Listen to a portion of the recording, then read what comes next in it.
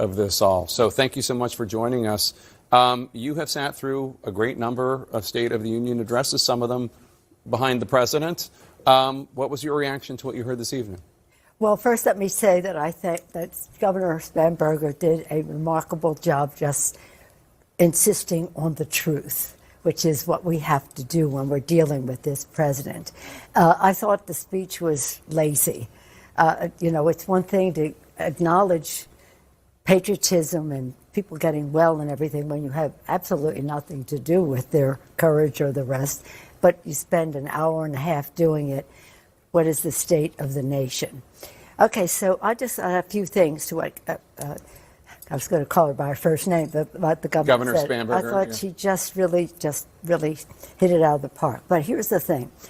He started off with BBB, his big, beautiful bill, which is, of course, disgusting and ugly.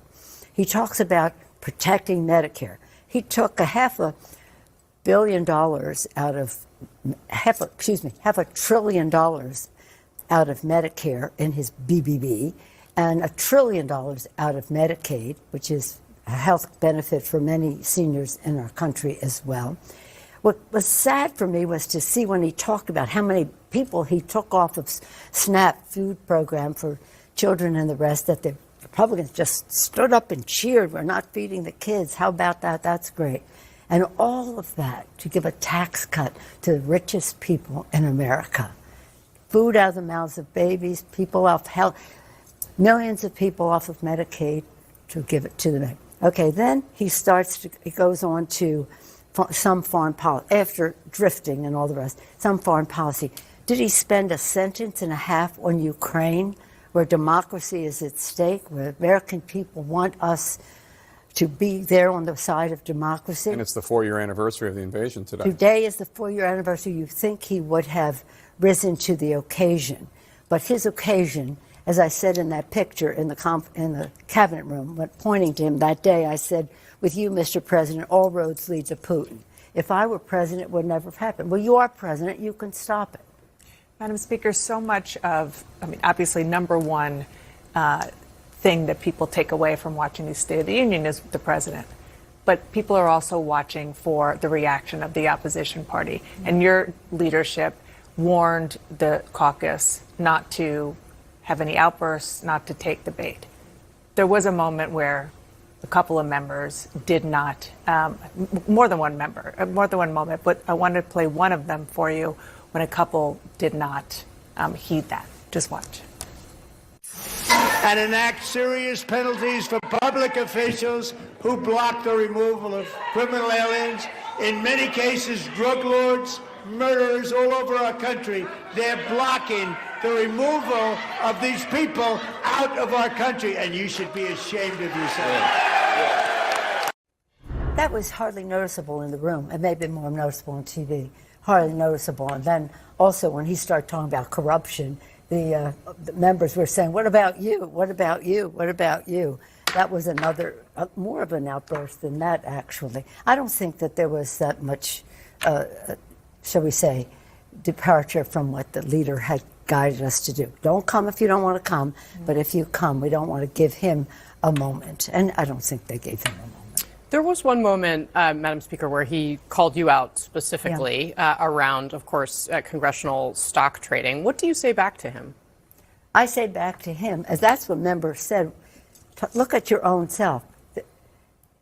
The inference he wants to draw is there was something wrong with that, which there wasn't. And if there was, people get prosecuted for it. For a long time now, we've been trying to pass this law. It doesn't have, now it has more support than it had before. And Elizabeth Warren stood up and applauded. Elizabeth Warren stood and applauded tonight when the president talked about it. Well, we all did. I did too. He said, did Nancy stand up? Yeah, I did too. A lot of people stood up. A lot of Democrats stood up. I think that will pass, depending on what the bill is. I mean, what we had, we thought we could pass. It was actually a tougher bill than Governor Spanberger had put forth. We thought it could pass, but it was clear that it wasn't going to make it to the House and the Senate. But in any event, he gives his shout out. You don't pay any attention to him. What I'm concerned about is our democracy, which he is destroying. even in the 250th year anniversary. But we saved the democracy at the kitchen table to talk about how we help working families with their costs, taking down the cost, not by giving tax breaks to the wealthiest people in the country, by making health care more expensive for them. And then he talks about drugs in America. Well, he freed Hernandez, a guy who sent 400 tons of cocaine into the United States and said he was going to jam it up the throats, up the noses of the gringos. He freed him. He had been convicted in a U.S. court. He freed him.